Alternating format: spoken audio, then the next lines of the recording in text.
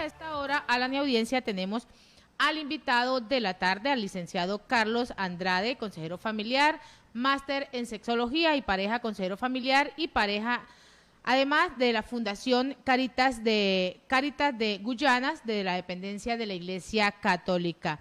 Licenciado Andrade, bienvenido a Siempre Venezuela, Venezuela Siempre. Muy buenas tardes. Buenas tardes, Nancy. Muchas gracias por tu invitación y por el apoyo que nos tiene en este momento.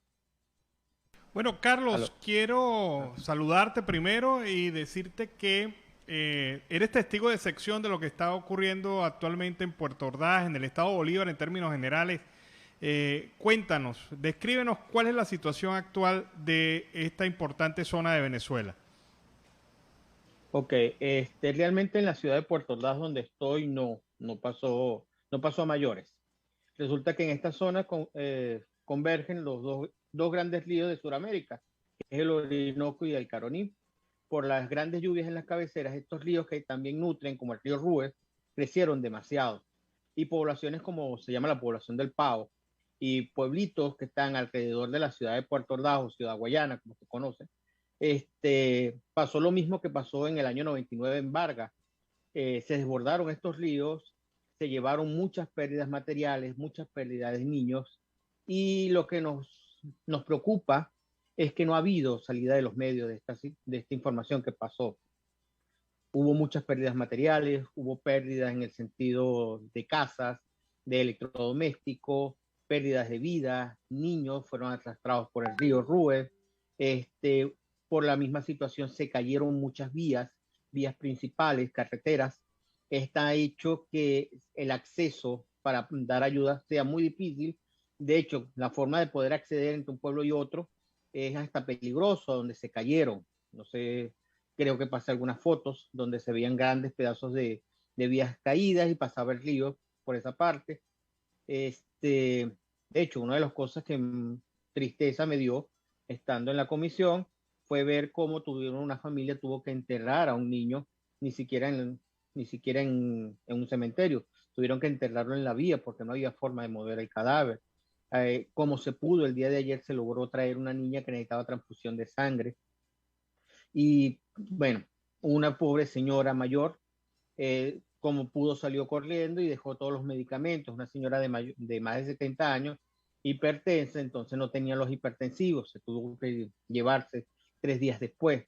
Entonces el problema no es nada más en las pérdidas que se llevan, sino todas las consecuencias que siguen, sobre todo consecuencias de salud. Fíjate, tú describes un panorama que, como bien lo decías en un principio, se desconoce en el resto de Venezuela, porque hemos escuchado las inundaciones en Vargas, hemos visto la situación en Anzoátegui, hemos visto la situación en el Zulia, pero no conocíamos la magnitud de lo que estaba pasando en el estado Bolívar. Sí, en el estado de Bolívar estamos hablando de 6.000 personas, alrededor de 1.500 familias afectadas solamente en esa zona. En la zona de Puerto Ordaz, gracias a Dios, fueron pequeñas, fueron 60 familias, que no hubo pérdida de vida, sino material. Algunas son construcciones que se hicieron muy cerca del río Caroní. Al crecer el río, se tuvieron que desalojar estas personas y llevarlas al refugio como escuela. En el pueblo de Upata me dijeron que estaban hablando también de más de 200 familias por el río Yocoima, que se desbordó. De ese no tuve, solamente tuve presencia, fue en el pobladío del Pao, que hay varios pueblitos de nombres muy típicos: Bajo Hondo, Quebrada Honda, El Dique, Mina del Centro, Cerro Azul, Sierra Caroní, donde se presentaron todas estas fotos que pude haber mandado y las situaciones que están pasando, que estoy comentando. Solamente en esa zona son 1.500 familias Dígame algo, y y todavía frente a quedan esta zonas. realidad, ¿qué está haciendo, por ejemplo, la organización a la cual pertenece, Cáritas? Ok, la Fundación Caritas es una fundación internacional de la Iglesia Católica. Lo que estamos haciendo es prestar ayuda a nivel en el sentido mío, me llevan por parte psicológica y emocional. Médicos se están trasladando, estamos llevando medicamentos, estamos llevando comida. Y cualquier apoyo en la parte de enseñar a las personas a trabajar en equipo con la logística, que es lo que me tocó más que todo hacer. Ayudarlos un poquito en la parte del duelo, porque imagínate una persona que tenía toda su vida ahí, perdió todo, perdió a su sembradío. De hecho, mucha de la parte agrícola que se nutre de Ciudad Guayana son de estas zonas. Por ejemplo, plantaciones de maíz, plantaciones de plátano, plantaciones de cambur y de otros tipos de hortalizas nos surgen de allá y ellos perdieron todo eso, perdieron animales de cría y toda esa parte, ver una persona que perdió prácticamente todo lo material y solamente quedó la vida, toca apoyarla a nivel emocional y a nivel de médicos, por ejemplo, en el sentido de medicina, sobre todo la doñita que tenía el problema de que ya tenía una crisis hipertensiva y tuvimos que darle menos mal que cargábamos hipertensivos en ese momento. Carlos, en medio de todo ese trabajo que vienen realizando, ¿cuál es el comportamiento del gobierno, de ese gobierno departamental? Silencio total, en verdad. No, las personas decían, uno que otra persona ha venido, alguna que otra presencia de militares, pero no se ha dado ningún apoyo a nivel estatal. De hecho, ellos decían, somos un sitio sin presidente, sin gobierno, sin alcalde, sin nada. Es bastante terrible porque ahora todo el mundo tiene concentradas las baterías en el tema político y en el tema de las emergencias, pues pareciera que pasa un segundo y hasta un tercer plano en estas circunstancias. Como dándote una opinión, como que sale más popular hablar de unas elecciones y no hablar de la gente que se está muriendo en esa zona, porque literalmente se están muriendo de hambre, muchos de ellos. Algo, Carlos, en materia, ¿qué se le puede decir a alguien que ha perdido todo? De verdad que una persona que por lo menos más de 50 años, 60 años, vamos a poner una edad, ha hecho ya su vida, ya se ha formalizado, ya tiene su hogar construido y de repente de la noche a la mañana lo pierde todo. ¿Cómo psicológicamente puede atender a alguien bajo esas circunstancias? Esto ocurrió también en Mérida. Propiamente en el momento lo que uno puede hacer es consolar, ni siquiera decirle la vida continúa, porque para esa persona ciertamente en ese momento la vida terminó. Simplemente consolar y escucharlos y darle un abrazo. Bueno, problema COVID toca, pero toca darles un abrazo, escucharlo y llevarle cualquier tipo de ayuda, aunque sea sentirles que se sientan escuchados por un momento.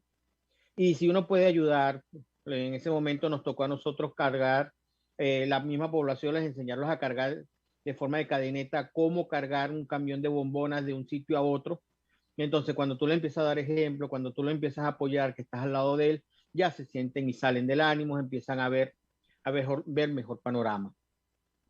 Cuando hacen ese proceso y socializan definitivamente el tema de la humanidad, de la ayuda entre todos, ¿qué tema, qué aspecto te llama más la atención del pueblo venezolano? Mira, ahorita lo que me llama mucho la atención es que, por ejemplo, Ciudad Guayana es una ciudad cosmopolita. ¿Cómo se ve que no conocemos nada de lo que está pasando en un pueblito que es hermano tuyo, que prácticamente comes de él, ¿no? Y no sabes nada de eso? Ese proceso como de desidia es lo que a veces afecta. Y propiamente estas poblaciones, cuando están viviendo de esto, es como la desesperanza a veces está ocupando mucho, como hasta un río, hasta el mismo agua te llevan tus sueños. En verdad eso pues, te cuesta un poco. Con todo y eso que uno trabaja la parte emocional, hasta uno se ve afectado. El otro día, en el caso mío, me tocó ir con mi terapeuta, mira, ayúdame para poder seguir ayudando a gente, porque es fuerte ver esto. Sí. Una cosa es verlo en Y película. un aspecto que me llama mucho la atención, ¿son los niños y los ancianos los que más sufren de estas circunstancias o es una percepción errada? No, los niños y los ancianos. Los niños, al ser más débiles, igual que el anciano, al tener una parte motriz más desgastada, les cuesta subir una colina para poderse salvar. Y cuando esta persona trabajó 50 años en una plantación, ve que perdió todo, y prácticamente en Venezuela vivimos una economía de día a día, que lo que si yo sembré no me quedó ahorros de siembras pasadas, prácticamente te está presentando con el hambre.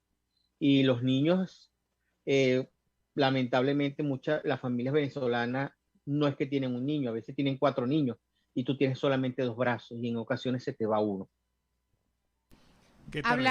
Carlos, hablamos de la parte emocional y Alan realiza énfasis en la parte emocional de esos adultos mayores y de los niños. Ahora, ¿cómo queda la parte emocional de ustedes como equipo de trabajo? Bueno, nos toca a nosotros mismos, como te dije, al otro día buscar ayuda, buscar poder desahogar esta parte que estás viendo, porque igualito, llorarás con la persona, te podrás quebrar, pero tienes que secarte las lágrimas y seguir. Yo le digo a las personas, inteligencia emocional no es reprimir ninguna emoción, es vivir tu emoción y hacerte cargo de ella. Y nos toca hacernos cargo de nuestras emociones.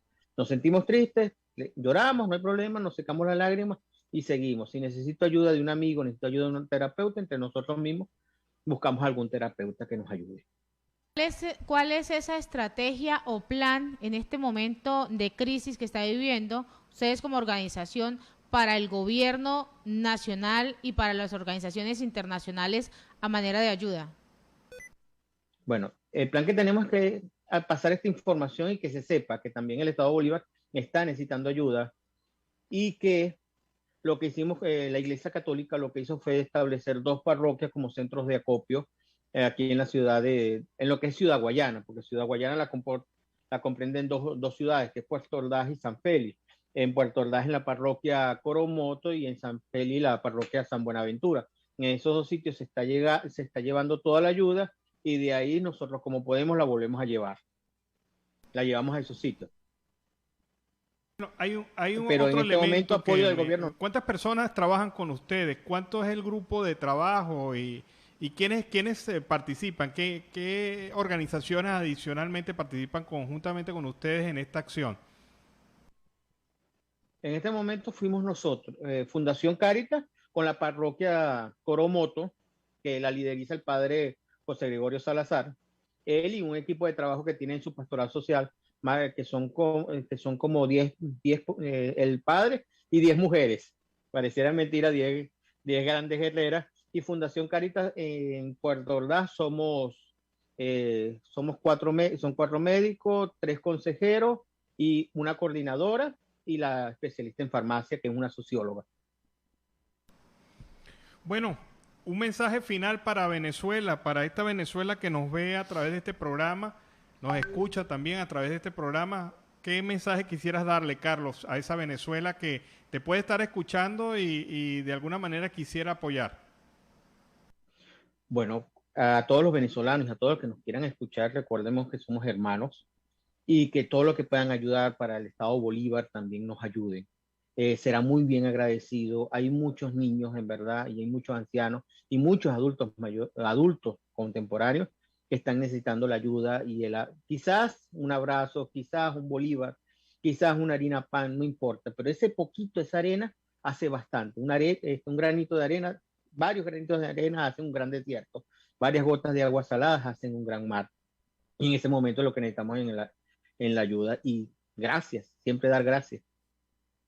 Bueno, Carlos, muchas gracias. Muchas gracias por haber estado en el programa. De verdad que no teníamos idea de la magnitud de la situación en el estado de Bolívar. Nos habíamos concentrado mucho en Mérida y en otros estados de Venezuela.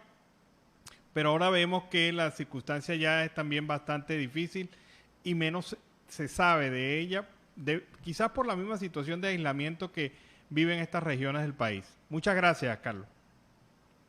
Gracias, Alan. Gracias, Nancy. En verdad, muy agradecido con ustedes.